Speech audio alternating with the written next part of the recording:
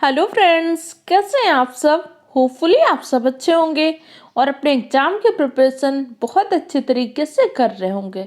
मैं प्रियंका आर्या आप सबका आपके अपने YouTube channel let's start study बहुत बहुत स्वागत करती हूँ।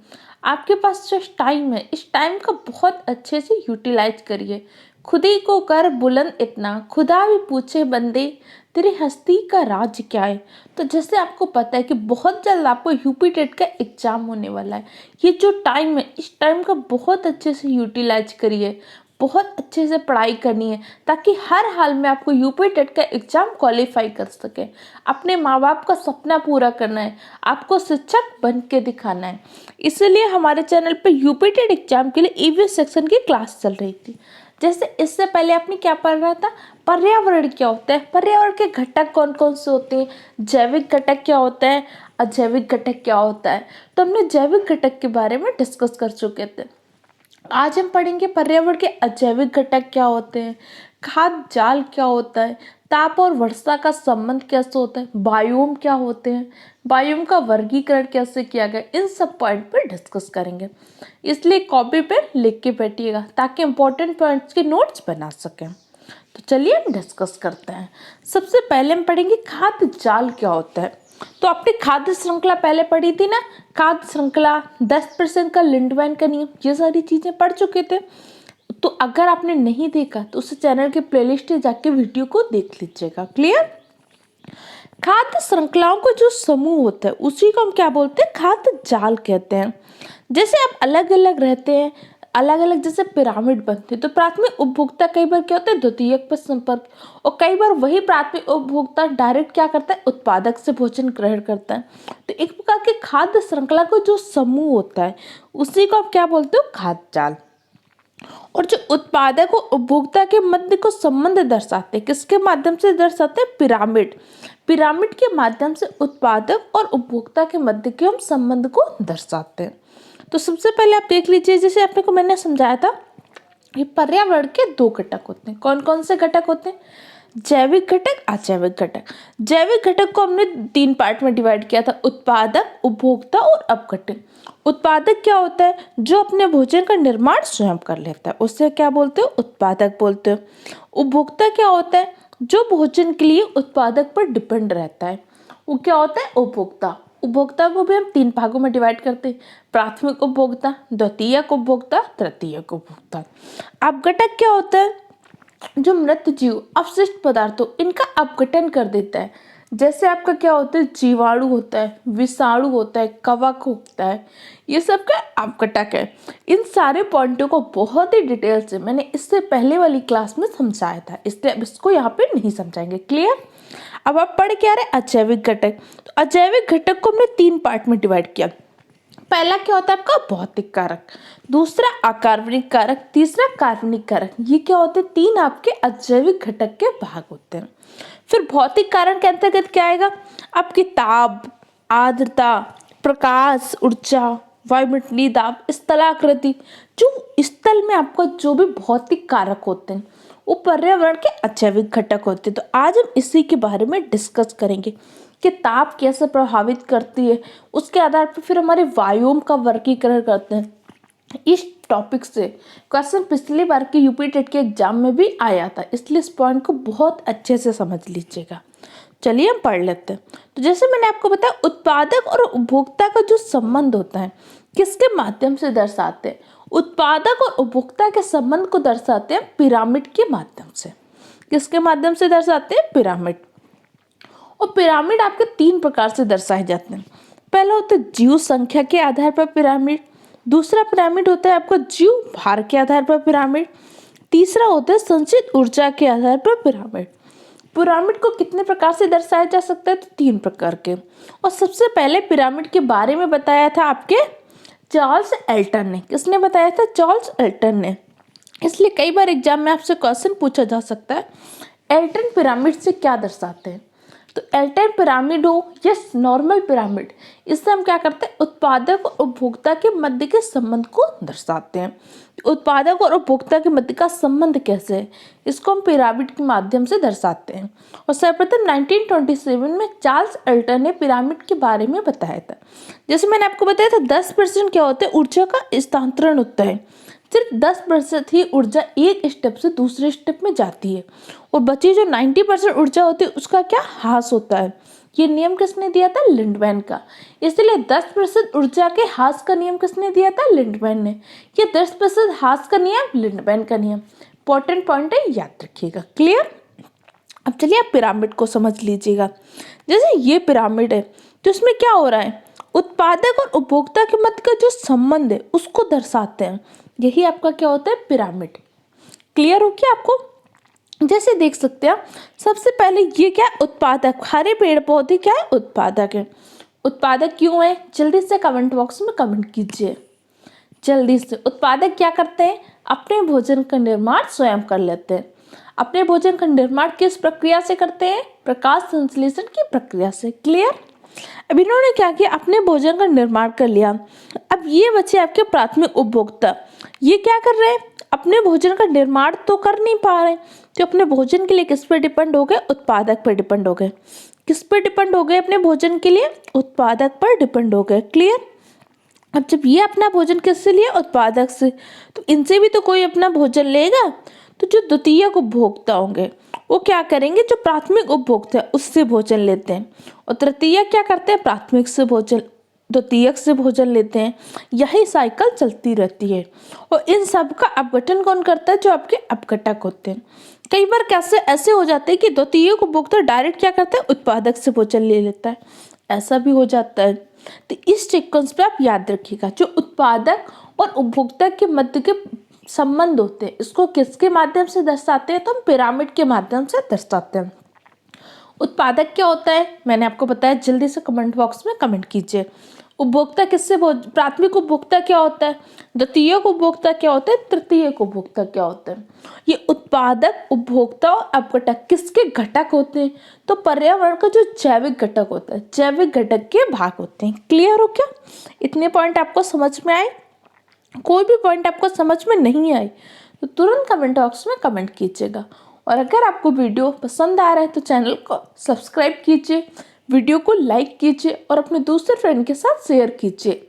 इस टाइम को यूटिलाइज करना है, आपको हर हाल में शिक्षक बन के दिखाना है।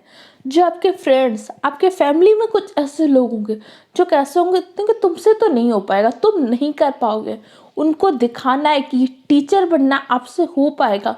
हर हाल में एक पद आपको अपने लिए सिक्योर करना ही है, इसलिए लगातार मेहनत करते रहिए और अच्छे से अपने एग्जाम के प्रिपरेशन करते रहिए। क्योंकि क्या होता है कि अगर इजी चीज़ें, मैंने बहुत सारे बच्चों को देखा उससे प्रैक्टिस सेट सॉल्व कर लेते हैं, लेकिन जब आपको पूरा पेपर सॉल्व करना है तो इसलिए आपको थ्योरी बहुत इंपॉर्टेंट होती है। क्योंकि प्रैक्टिस सेट या प्रीवियस सेट में तो आप समझते कि क्वेश्चन पूछे कैसे गए या अभी तक कैसे क्वेश्चन पूछे गए, लेकिन थ्योरी से जब आपको सारा नॉलेज हो जाए तो किसी भी तरीके का क्वेश्चन पूछा जाएगा आपको बहुत हेल्प मिलेगी। और ये थ्योरी आपके सुपर टेट, केवीएस के एग्जाम में बहुत ही हेल्पफुल है। इसलिए सब कुछ आसानी से देखते जाइए, नोट जरूर बनाते जाइए। और अगर आपको इसकी पीडीएफ चाहिए, पीडीएफ के लिए आप हमारे टेलीग्राम चैनल को ज्वाइन कर सकते हैं, जिसकी लिंक मैंने डिस्क्रिप्शन बॉक्स में दी गई है। अब हम पढ़ते हैं बायोम।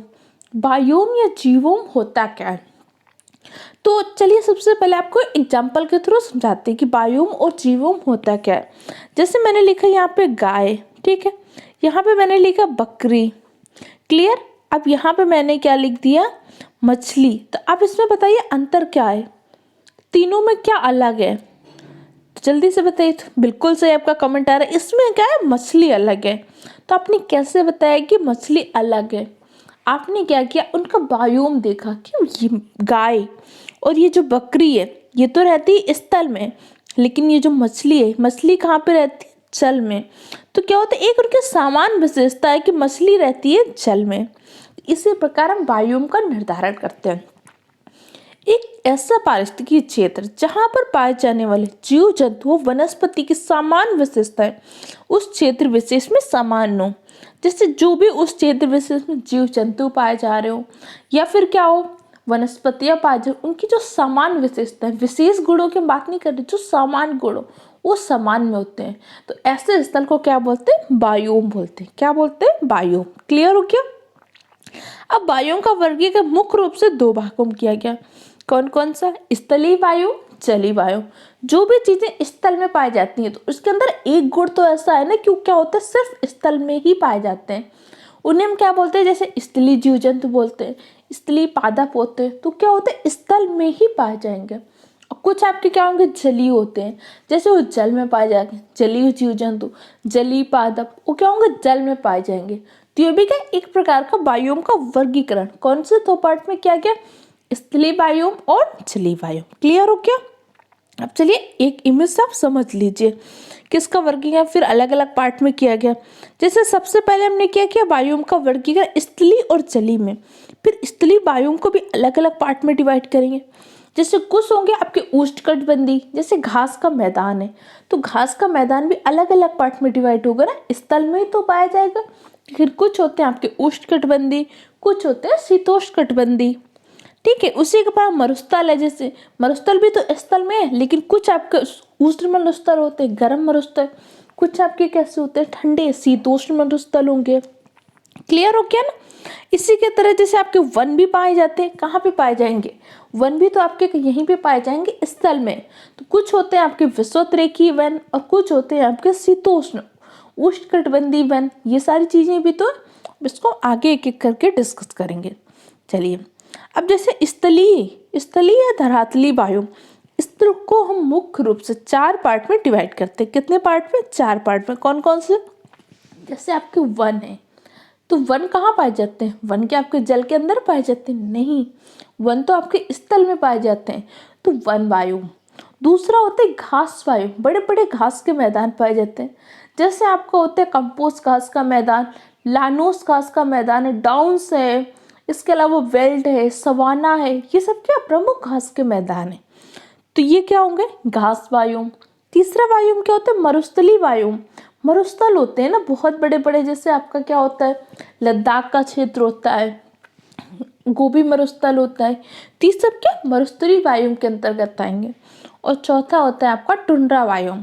तो स्थलीय या धरातलीय बायोम को हमने चार पार्ट में डिवाइड किया। कौन कौन सा? फर्स्ट है आपका वन बायोम, दूसरा है घास बायोम, तीसरा है मरुस्थलीय बायोम और चौथा है टुंड्रा बायोम।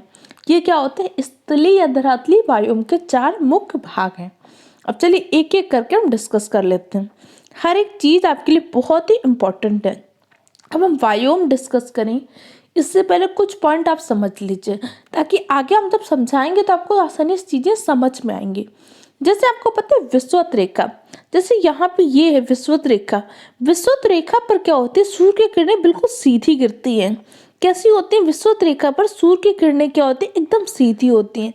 अब जब यहाँ पे विषुवत रेखा पर सूर्य की किरणें आपकी बिल्कुल सीधी हैं, ठीक है, अब जब जहाँ पे सनलाइट एकदम सीधी जाएगी तो वहाँ पे क्या होगा? जल्दी से आप कमेंट बॉक्स में कमेंट कीजिए कि अगर सनलाइट में सूर्य की किरणें बिल्कुल सीधी पड़ रही, जहाँ पे सनलाइट बिल्कुल सीधी आ रही है तो वहाँ पे क्या होगा? जल्दी से कमेंट कीजिए जल्दी से। जब सूर्य की किरणें आपकी बिल्कुल सीधी हैं तो कहीं ना कहीं तो यहाँ पे ताप क्या होगा? अधिक होगा। इसलिए विषुवत रेखा पर क्या होता है? ताप का मान अधिक होता है। क्लियर हो क्या? क्यों? क्योंकि विषुवत रेखा पर सूर्य की किरणें आपकी सीधी पड़ती है। अब इससे अगर आप ऊपर जाएंगे, थोड़ा सा ऊपर जाएंगे तो कहीं ना कहीं किरणें क्या होंगी? बिल्कुल सीधी नहीं पड़ेंगी। तो ऊपर जाने पर कहीं ना कहीं ताप क्या होने लगेगा? कम होने लगेगा। इसी प्रकार अगर आप नीचे जाएंगे तो कहीं ना कहीं आपका ताप क्या होगा? कम होने लगेगा। तो इस पॉइंट को याद रखिएगा। विषुवत रेखा पर सूर्य की किरणें सीधी पड़ती हैं। इसके अलावा विषुवत रेखा से ऊपर या नीचे जाने पर ताप में क्या होती है? कमी होती है। क्लियर? दो पॉइंट को बहुत ही अच्छे से याद रखिएगा। इसके अलावा ताप का वर्षा से सीधा संबंध होता है। इस पॉइंट को याद रखिएगा। जैसे आपका टेम्परेचर क्या होगा? कमी आएगी, टेम्परेचर में कमी होगी अगर, ठीक है, टेम्परेचर में कमी हो रही तो आपकी वर्षा में भी क्या हो जाएगी? कमी हो जाती है। अगर ताप अधिक है तो वर्षा भी क्या होती? अधिक होगी। कैसे समझ लीजिए, जैसे आपका ताप अधिक हो रहा है, ठीक है, तो आपकी वर्षा भी क्या हो जाएगी, रेन जो होगी वो भी अधिक होगी। कैसे? जैसे ताप अधिक है जिस स्थान पे, वहां पे पाए जाएंगे ना जलाशय, पानी पाया जाएगा। जब ताप अधिक है तो उससे क्या होगा, वाष्पीकरण की प्रक्रिया अधिक होगी। अब जब वाष्पीकरण की प्रक्रिया अधिक होगी, आपको पता है कि इसी के माध्यम से बादल का निर्माण होता है। जब बादल का निर्माण अधिक होगा तो बारिश भी अधिक होगी। क्लियर? अब जब ताप कम है तो वाष्पीकरण की प्रक्रिया नहीं हो पा रही अच्छे से।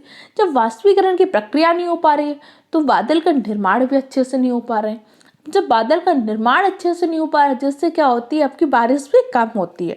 इसलिए इस पॉइंट को याद रखिएगा। जैसे आगे मैं पढ़ाऊंगी, जैसे आपको वन वायुओं पढ़ाएंगे या फिर घास वायुओं पढ़ाएंगे, तो जैसे मैंने कहा कि यहाँ पे क्या होता है, ताप आपका बहुत अधिक होता है। कैसा होता है, ताप अधिक, तो आपके माइंड में तुरंत आएगा ताप अधिक है तो वर्षा भी क्या होगी, अधिक होगी। अब जब वर्षा अधिक है तो उस साथ में जब पानी बहुत मिलेगा तो वहाँ की वनस्पतियाँ कैसी हो जाएंगी, बहुत घनी घनी सघन हो जाएंगी, क्योंकि वहाँ की वनस्पतियों को पानी की बहुत ज़्यादा मात्रा मिल रही, तो वनस्पतियाँ कैसी हो गई, सघन हो गई। अब जब वनस्पतियाँ बहुत सघन हो गई तो वहाँ पे मानव का प्रवेश उचित रूप से नहीं हो पाएगा, क्योंकि बहुत घने घने जंगल हैं। इस प्रकार आप समझ जाइए। जैसे मैंने बोला यहाँ पे क्या, ताप अधिक मतलब वर्षा अधिक, ताप कम मतलब वर्षा कम, वर्षा कम तो वनस्पतियाँ थोड़ा दूर दूर होंगी, विरल होंगी। क्लियर? ओके, ऐसे इंपॉर्टेंट पॉइंट को आप समझ लीजिएगा। ये तीनों लाइनें हैं, इसलिए मैंने हाईलाइट किया और बहुत ही इंपॉर्टेंट है। आपके एग्जाम में इस तरह से क्वेश्चन पूछे जाते हैं। ताप और वर्षा का संबंध कैसा होता है, सीधा संबंध होता है। क्लियर? विषुवत रेखा पर सूर्य की किरणें क्या होती है, लंबवत होती है। विषुवत रेखा से आप ऊपर जाए या नीचे जाए पे क्या होता है, आपका ताप अधिक होता है।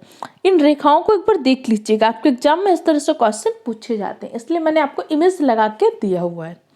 क्लियर? अब जैसे ये देख लीजिएगा, आपका गोलार्ध होते हैं, तो यहाँ पे क्या, ये आपकी है विषुवत रेखा। क्लियर हो क्या? ये आपकी कौन सी रेखा है, विषुवत रेखा है। अब विषुवत रेखा में गोलार्ध होते हैं ना, ये ऊपर आपका जो गोलार्ध होता है, ये कौन सा गोलार्ध होता है, उत्तरी गोलार्ध। नीचे का गोलार्ध कौन सा होता है आपका, दक्षिणी गोलार्ध होता है, दक्षिणी ध्रुव। अब विषुवत रेखा में सूर्य की किरणें जो आपकी पड़ेंगी एकदम लंबवत पड़ती है। इसके पश्चात धीरे धीरे क्या हो जाता है, क्षैतिज होने लगती है, अलग अलग दिशाओं में थोड़ा सा टेढ़ी होने लगती है, लेकिन विषुवत रेखा पर बिल्कुल लंबवत होती है। इसलिए विषुवत रेखा पर ताप क्या होते, सर्वाधिक होता है। और विषुवत रेखा से ऊपर जाने पर ताप कमी होने लगती है, विषुवत रेखा से नीचे जाने पर भी ताप में क्या होने लगती है, कमी होने लगती है। क्लियर? ओके, इतने पॉइंट आपको समझ में आए। अब चलिए आगे पढ़ लेते हैं। जैसे मैंने आपको बताया था कि स्थलीय वायु को हमने 4 पार्ट में डिवाइड किया था। कौन कौन सा?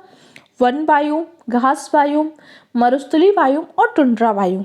तो सबसे पहले आज हम पढ़ते हैं वन वायु के बारे में। तो वन वायुओं को हमने 2 पार्ट में डिवाइड किया हुआ है, विषुवतरेखी वन वायु और उष्णकटिबंधीय वन वायु। तो सबसे पहले हम पढ़ते हैं विषुवतरेखी वन वायु के बारे में। विषुवतरेखी वन वायु, यहाँ पर क्या होता है, ताप अधिक। जल्दी से आप बताइए, ताप अधिक है तो क्या अधिक होगा, वर्षा अधिक होगी। क्लियर? यहाँ पे आपको पॉइंट समझ में आया, यहाँ पे क्या हो रहा है, ताप अधिक है। जब ताप अधिक हो रही है तो बेटा क्या होगा, वर्षा भी अधिक होगी। अब जब वर्षा अधिक होगी तो वहाँ की वनस्पतियाँ कैसी पाई जाएंगी, सघन वनस्पति पाई जाएगी, और सघन वनस्पति होगी। इसके अलावा क्या होगा, जब बहुत मात्रा में पानी मिलता रहेगा, उचित रूप से सूर्य का प्रकाश मिलेगा नहीं, तो यहाँ की जो वनस्पतियाँ होती हैं आर्थिक रूप से प्रयोग कम किया जाता है। और जो 5 डिग्री जो नॉर्थ से लेके 5 डिग्री साउथ के बीच का जो क्षेत्र होता है, वही आपका क्या होता है, विषुवतरेखी वन वायुओं का क्षेत्र होता है। पीछे मैंने जो इमेज लगाया था वहाँ पे आप देख सकते हैं, जो 5 डिग्री नॉर्थ से लेके 5 डिग्री जो साउथ का क्षेत्र होता है, वही आपका क्या होता है, वन वायुओं होता है। इस पॉइंट को समझ लीजिएगा। क्लियर? तो अब आपको समझ में आया, यहाँ पे ताप अधिक है जिससे क्या हो रहा है, वर्षा अधिक। वर्षा अधिक हो रही तो वहाँ की वनस्पतियाँ कैसी हो रही, सघन हो रही। और वनस्पतियाँ सघन हो रही और ये वनस्पतियाँ क्या बहुत मुलायम है। अब जब बहुत मुलायम है, आप सोचिए इसका फर्नीचर नहीं बन पा रहा है, इसकी दूसरी चीज़ें नहीं बन पा रही हैं, तो यहाँ पे क्या इसका ज़्यादा यूज किया जाएगा, आर्थिक रूप से दोहन हो पा रहा है, नहीं हो पा रहा है। जब आर्थिक रूप से उतना दोहन नहीं हो रहा है तो यहाँ पे क्या होगी, शांति बनी रहेगी, क्योंकि इसकी ज़्यादा में ज़रूरत है ही नहीं। अगर इसका फर्नीचर बनता, इसके और चीज़ें बनती, तो ज़रूरत से ज़्यादा इसको काटने आते, तो इसका आर्थिक रूप से भी उचित रूप से दोहन नहीं किया जाता, सिर्फ ईंधन के रूप में इन लकड़ियों का प्रयोग करते हैं। तो ये क्या होता है, विश्व का सबसे शांत वायुम है। अब विश्व का सबसे शांत वायुम क्यों? पहली बात तो ये बहुत ही सघन है। कैसा है? बहुत ज़्यादा सघन है। सघन क्यों है? क्योंकि यहाँ पे ताप अधिक है। ताप अधिक है तो वर्षा अधिक, वर्षा अधिक है तो बहुत ज़्यादा मात्रा में वर्षा की मात्रा उपलब्ध होती है, जिससे वनस्पतियाँ बहुत सघन रूप से उगाती हैं। इसलिए इसको विश्व को सबसे शांत वायुम कहते हैं। शांत वायुम क्यों कहते हैं? एक तो वनस्पतियाँ बहुत सघन है और इन वनस्पतियों का आर्थिक रूप से दोहन नहीं किया जाता। क्लियर? विश्व का सबसे शांत वायुम कौन सा है? विश्वोत्तरी वन वायुम क्या है? विश्व का सबसे शांत वायुम है। क्लियर हो क्या आपको? इसके अलावा यहाँ पे कौन कौन सी लकड़ियाँ पाई जाती हैं? तो आपके जो होते हैं बांस, रबड़, चंदन, सिनकोना, आपनूस, ये सब को क्या होते हैं, बहुत अधिक वर्षा की, बहुत अधिक जल की आवश्यकता होती है ना। और ये कौन से वन वायु में होते हैं? विश्वोत्तरी वन वायु में। इसके अलावा जो आपके सिलवास के घने जंगल हैं, सिलवास के घने जंगल के बारे में आपने पढ़ा होगा, ये भी क्या होते हैं, विश्वोत्तरी वन वायु के अंतर्गत आते हैं। इतना पॉइंट आपको समझ में आ गया? कोई भी कंफ्यूजन हो तो आप कमेंट बॉक्स में कमेंट करके पूछ सकते हैं। अब अगला हम क्या पढ़ते हैं, उष्णकटिबंधीय वन वायुम के बारे में। उष्णकटिबंधीय वन वायुम क्या होता है? उष्णकटिबंधीय, उष्णता अधिक है तो मतलब यहाँ पे क्या है, ताप कम है। जब ताप कम है तो वर्षा भी क्या हो जाएगी, कम हो जाएगी। क्लियर? तुरंत आपको समझ में आना चाहिए। जैसे मैंने बोला ताप कम मतलब वर्षा कम, वर्षा कम हो रही तो पेड़ पौधों को भी बारिश कम मिलेगी। जब कम मिलेगी तो बहुत सारे पेड़ पौधे उग ही नहीं पाएंगे। तो इसलिए वहाँ पे वनस्पति कैसी पाई जाती है, विरल, विरल वनस्पति पाई जाती है, जिसके कारण क्या होते हैं, बहुत ही मजबूत और टिकाऊ लकड़ियाँ बनती हैं, जिसका प्रचुर रूप से क्या किया जाता है, आर्थिक रूप से दोहन करते हैं। जैसे आपको फर्नीचर बनाना है और बहुत सारी चीज़ें बनानी है, ये सारी चीज़ें लेते हैं, इसीलिए क्या होता है, इनका प्रचुर रूप से आर्थिक दोहन होता है। क्लियर? अब जब प्रचुर रूप से आर्थिक दोहन हो रहा है तो बार बार मनुष्य क्या आएगा, इनको काटने आएगा। इसलिए क्या होता है, यहाँ पे अशांति फैली रहती है। देखिए हर एक पॉइंट, हर एक लाइन में आपको रिलेट करके समझा रही हूँ, ताकि हर एक पॉइंट आपको माइंड में सेट हो जाए, जिससे आपके माइंड में तुरंत आए उष्णकटिबंधीय वायुम। उष्णकटिबंधीय वायुम आपके मन में एक लाइन आनी चाहिए, ताप कम। ताप कम जैसे लाइन आ जाएगी आपको हर एक चीज समझ में आने लगेगी। उष्णकटिबंधीय वायुम का ताप कम है, ताप कम तो क्या होगा, वर्षा कम, वर्षा कम तो वनस्पतियां विरल पाई जाएंगी। जब विरल वनस्पतियां पाई जाएंगी तो इनके तने क्या होते हैं, बहुत मजबूत हो जाते हैं। अब जब तने वगैरह बहुत मजबूत है तो इसका फर्नीचर वगैरह में प्रयोग किया जाएगा। जब प्रयोग किया जाएगा तो इसका क्या होगा, आर्थिक दोहन होगा। जब आर्थिक दोहन किया जाएगा तो यहाँ पे क्या होगा, मानव बार बार काटने आएगा। जब काटने आएगा तो यहाँ पे क्या उत्पन्न होगा, अशांति। इसीलिए इसे क्या बोलते हैं, अशांत वायुम। देख सकते हैं मैंने सारी लाइनों को आपको कोरिलेट कर दिया है, ताकि हर एक पॉइंट चीज़ समझ में आए। आपने अगर इससे पहले मेरी सीटेट की क्लासेस देखी होंगी तो आपको पता हो कि मैं हर एक पॉइंट को कोरिलेट करके समझाती हूँ, जिससे आपको पता है कोई भी ट्रिक कुछ भी याद करने की ज़रूरत नहीं पड़ती, बस आपको कॉन्सेप्ट समझना होता है। अगर आप कॉन्सेप्ट समझ गए तो आप आसानी से इन क्वेश्चन को सॉल्व कर पाएंगे। अब यहाँ पे कौन कौन से वृक्ष पाए जाते हैं, तो जो आपका नीम होता है, बबूल होता है, आम, पीपल, बरगद, वो सारे वृक्ष पाए जाते हैं इस वायुम में। क्लियर हो गया? इस वायुम में क्या होता है, अब यहाँ से एक पॉइंट और पूछ सकते हैं, किस वायुम को संरक्षण देने की आवश्यकता होती है? तो आप बताइए, विश्वोत्तरी वन वायुम जिसका मनुष्य आर्थिक रूप से दोहन ही नहीं कर रहा था, तो क्या वो खत्म होगा? नहीं होगा। तो उसे संरक्षण देने की आवश्यकता होगी? नहीं पड़ेगी। हमें पड़ती उष्णकटिबंधीय वन वायुम को संरक्षण देने की आवश्यकता, क्योंकि इसका हम क्या करते हैं, प्रचुर रूप से आर्थिक दोहन कर रहे होते हैं, बहुत ज़्यादा मात्रा में काट रहे होते हैं। इसलिए अगर आवश्यकता पड़ेगी तो किसको, उष्णकटिबंधीय वन वायुम को संरक्षण देने की आवश्यकता पड़ेगी। क्लियर हो गया? ये दोनों पॉइंट आपको समझ में आए कि नहीं है? कोई भी कंफ्यूजन हो तुरंत पूछ लीजिएगा। चलिए देख लीजिए, ये वन वायुम आपके लिए बहुत ही इंपॉर्टेंट है। पहले जिसे विश्वोत्तरी वन वायुम। क्लियर? विश्वोत्तरी वन वायुम मतलब ताप अधिक है, ताप अधिक तो वर्षा अधिक, वर्षा अधिक तो यहाँ पे क्या होगी, वनस्पतियां सघन पाई जाएंगी, अर्थात यहाँ पे सदाबहार वन पाए जाएंगे जिनको वर्ष भर जल मिलता रहे। क्लियर? इसके बाद यहाँ पे क्या होगा, आर्थिक रूप से दोहन नहीं करते। जब आर्थिक रूप से दोहन नहीं करते तो मनुष्य ज़्यादा जाएगा नहीं, ज़्यादा जाएगा नहीं, यहाँ पे क्या होगी, शांति होगी। इसलिए इसे क्या बोलते हैं, शांत वायुम बोलते हैं। जैसे आपने पढ़ा था साइलेंट वैली, शांत घाटी कहाँ पे स्थित है, जल्दी कमेंट बॉक्स में कमेंट कीजिए। शांत घाटी कहाँ पे स्थित है, जल्दी से कमेंट कीजिए। बिल्कुल सही, शांत घाटी आपके केरल में स्थित है, साइलेंट वैली। इंपॉर्टेंट पॉइंट है, नोट कर लीजिएगा। इसके अलावा जैसे आपको होता है उष्णकटिबंधीय, तो यहाँ पे क्या होगा, ताप आपका कम, तो जिससे वर्षा कम। वर्षा कम तो वनस्पतियां विरल, वनस्पतियां विरल तो इनका क्या होता है, फर्नीचर के रूप में बनाने में प्रयोग होता है। जिससे आर्थिक दोहन प्रचुर रूप से होता है, इससे मनुष्य हमेशा जाता रहता है, काटता रहता है। जैसे यहाँ पे छाई रहती है अशांति, शोरगुल होता रहता है, इसलिए इसे बोलते हैं अशांत वायु। दोनों वायु में आपके क्लियर हो गए। फिर भी कोई पॉइंट नहीं समझ में आया हो, कमेंट करके तुरंत पूछ लीजिए, क्योंकि वायु में आपके लिए बहुत ही इंपॉर्टेंट है। क्लियर हो गया। अब जैसे इंडिया के फॉरेस्ट में कहाँ कितना कवर है, तो इस आंकड़े को आप एक बार देख सकते हैं पीडीएफ में। थोड़ा सा आप समझ लीजिएगा कैसे, कहाँ पे, जैसे आपके लक्षद्वीप में कितना है, पांडिचेरी में कितना है, आंध्र प्रदेश में कितना है, उड़ीसा में कितना है, ये सब चीज़ों को एक बार समझ लीजिएगा। अब चलिए हम पढ़ते हैं घास वायुम। वन वायुम तो आप समझ गए। अब लेकिन हमारे बहुत बड़े बड़े घास के मैदान भी तो इस स्थल में पाए जाते हैं, उन्हें क्या बोलते हैं, घास वायुम। घास वायुम को हमने दो पार्ट में डिवाइड किया, कौन कौन सा, उष्णकटिबंधीय घास वायुम और दूसरा होता है आपका शीतोष्णकटिबंधीय घास वायुम। क्लियर हो गया। अब उष्णकटिबंधीय घास वायुम क्या होता है, उष्णकटिबंधीय ताप अधिक, ताप अधिक जिससे क्या होगी, यहाँ पे वर्षा बहुत ज़्यादा अधिक होगी। क्लियर। अब आप समझ जाइए, ताप अधिक तो वर्षा अधिक, वर्षा अधिक तो वनस्पतियाँ क्या होंगी, सघन हो जाएंगी।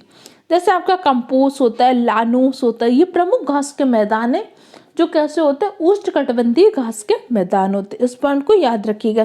कंपोस्ट होता है, जैसे आपके प्रमुख घास के मैदान है, सवाना, बेल्ट होता है, स्टेपीज होता है, पंपास होता है, प्रेरी होता है, टुंड्रा होता है, ये क्या सब क्या प्रमुख घास के मैदान है। जैसे पंपास घास का मैदान आपका कहाँ पाया जाता है, अर्जेंटीना में पाया जाता है। प्रेरी घास का मैदान आपका कहाँ पाया जाता है, यूएसए में। स्टेपे यूरोप में। पुस्ताच जो होता है आपके हंगरी में पाया जाता है। सवाना आपका जैसे उत्तरी अफ्रीका में पाया जाता है।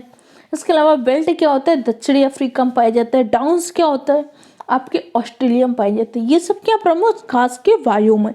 इस पॉइंट को लिख लीजिएगा, इंपॉर्टेंट है, क्योंकि पिछली बार आपके एग्जाम में क्या हुआ था, कंपोस्ट घास के मैदान से क्वेश्चन पूछा गया था।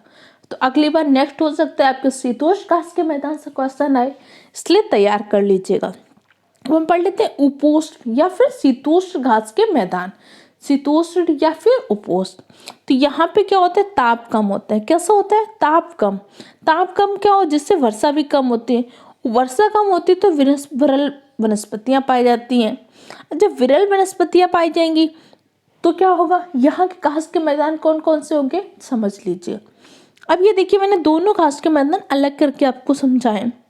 इनको एक बार आप मैप में जरूर देख लीजिएगा, कौन सा घास का मैदान कहाँ, क्योंकि टेट एग्जाम में क्या होता है, ईवीएस सेक्शन में मैप से क्वेश्चनिंग आती ही आती है 1 नंबर की, इसलिए आपको मैप के बारे में नॉलेज होना चाहिए। तो आप जहाँ भी पढ़ रहे हैं वहाँ पे एक आप इंडिया का मैप, एक वर्ल्ड का मैप लगा लीजिए। जो भी चीज़ें मैं मैप से समझाती हूँ तुरंत उन पर देखते जाइए।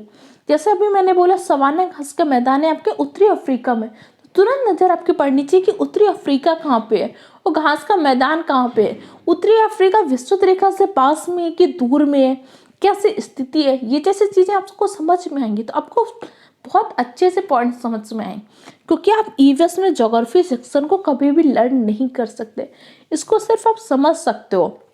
जैसे मैंने आपको एक पॉइंट समझाया, ताप कम तो वर्षा कैसी होगी, कम होगी। जब ताप कम हो रहा है तो आपकी वर्षा कम हो रही, वर्षा कम हो रही तो वनस्पतियाँ कैसे होंगी, विरल होंगी। ऐसे आपको पॉइंट समझने कि विषुवत रेखा से पास में है कि दूर में। अगर पास में है तो यहाँ पे ताप क्या होगा, अधिक होगा। अगर दूर हो रहे तो ताप क्या होता जाएगा, कम होता जाएगा। ऐसे आप समझ सकते हैं। क्लियर।